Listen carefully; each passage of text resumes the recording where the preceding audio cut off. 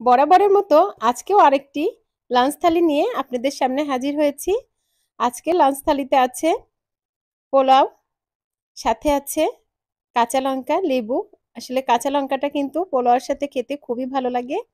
আর সাথে করেছি কলিজা এবং খাসির তেল দিয়ে মুগের ডাল।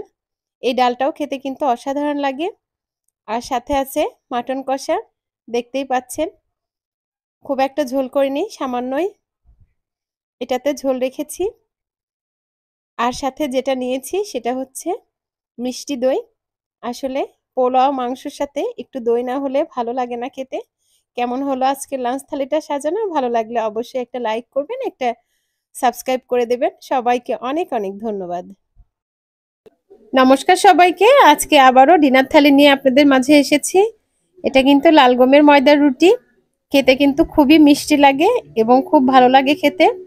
আর সাথে নিয়েছি আলু ভাজা, দেখতেই পাচ্ছেন। এটা পেঁয়াজ কাঁচা লঙ্কা দিয়ে আলু ভাজা করেছি। সাথে আছে আলু পেঁপে দিয়ে একটা ডালনা। আজকে কিন্তু কোনো রকম মাছ মাংস ডিম কোনো কিছুই নাই। আর সাথে নিয়েছি সেমাই। আজকে রুটি খাওয়াটা এগুলো দিয়েই, তবে খেতে কিন্তু খুব একটা খারাপ লাগবে না। আজকের এই ডিনার থালিটা সাজানো যদি ভালো লাগে তাহলে অবশ্যই একটা সাবস্ক্রাইব করবেন।